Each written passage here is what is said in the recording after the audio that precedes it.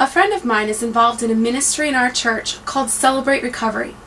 I chose to do this interview because I felt that it related to Competency 6, which states, "The professional counselor can identify limits of her or his understanding of a client's religious or spiritual expression and demonstrate appropriate referral skills and generate possible referral sources."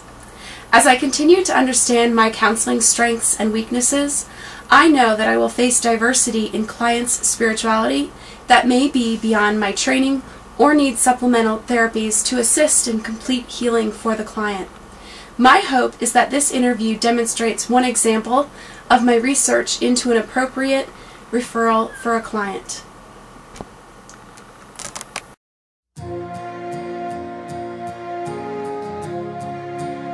Celebrate Recovery is a 12-step program based on the program of Alcoholics Anonymous.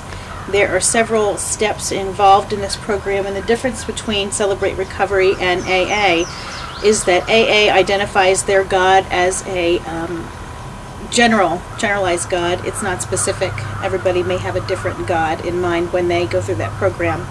However, Celebrate Recovery identifies their God as Jesus Christ, and they do mention him by name, and their steps are based on Scripture.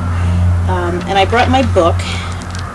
What they do is they have principles, and they have 12 steps involved in the program. There's 8 principles based on the Beatitudes. And for example, some of these include: realize I am not God. I admit that I am powerless to control my tendency to do the wrong thing and that my life is unmanageable. And then it will pair up a scripture with this principle. Some other things would include committing my care to Christ and his control, examining my faults, my problems, my issues, trying to submit to the changes that God is trying to make in my life, or whoever the person, the participant would be, evaluating relationships.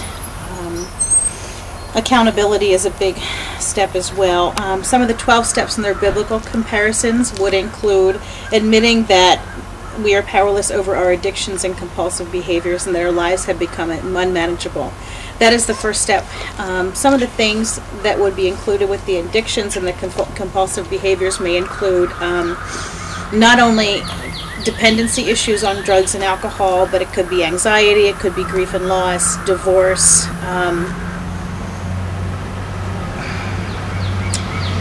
sexual abuse. It really covers a wide range of issues that people are dealing with, but the premise would basically be that they are admitting they can't control themselves and they can't control the behaviors and their compulsions or addictions. How they term it in the group is hurts, habits, and hang-ups.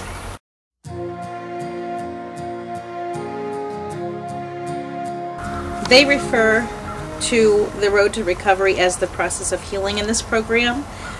And I will read from one of my books. There are 4 books involved in this program.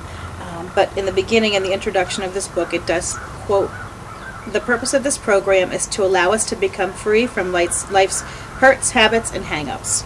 By working through the 8 recovery principles found in the Beatitudes with Jesus Christ as your higher power, you can and will change. You will no longer have to rely on your dysfunctional, compulsive, or addictive behaviors as a temporary fix for your pain. By applying the biblical principles of conviction, conversion, surrender, confession, restitution, prayer, quiet time, witnessing, and helping one another, which are found within the 8 principles and the Christ-centered 12 steps, you will restore and develop stronger relationships with others and God." The first step they talk about for the road to recovery is denial. That is the initial step in the 12-step process, and bear in mind that the steps are not meant to be covered necessarily weekly or monthly. Some people will work through these steps in different times. Some people take a long time to deal with denial and admit that they have issues, and maybe working that step, quote unquote working the step is how they call that, for a very long time. So everybody is meant to go through it at their own pace. Celebrate Recovery does offer different forums in which to do this. They offer a large group worship time. We offer small group discussion times, and ideally you would have subject-related groups, such as codependency is a big group. Drug and alcohol addiction would be another group. Sometimes some groups might also include grief and loss, like I had mentioned previously, divorce, sexual emotional abuse or domestic violence, which would tie in with codependency.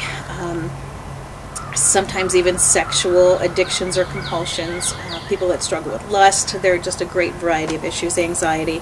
But the ultimate goal would be to reach a point where people are relying on God to help them through, and they admit that they can't do it without Him, and they surrender their will and control to Him and allow Him to work through them. And that ultimately will lead you to the road to recovery.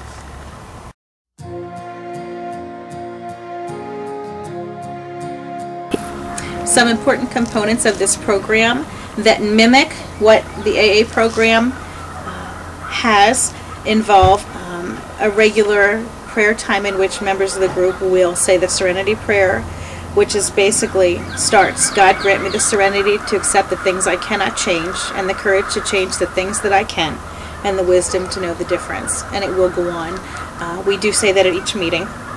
And that just helps us kind of get into the right mindset that we're giving this over to God and trying to surrender that to Him.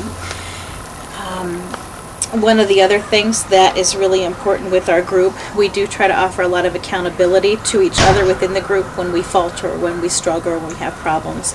And we'll do that through prayer, and we will also do that through setting up sponsors and accountability partners, essentially with each other, for people that have made a connection, and that sponsor will hold them accountable, will be there for them, will help mentor them along the way. One of the other tenets that's real important is confidentiality. What stays in the group remains in the group and does not go outside of the group. And confidentiality and offering a place of safety is a real important thing for people. People are coming in with some pretty heavy issues, and it really does need to be private and confidential.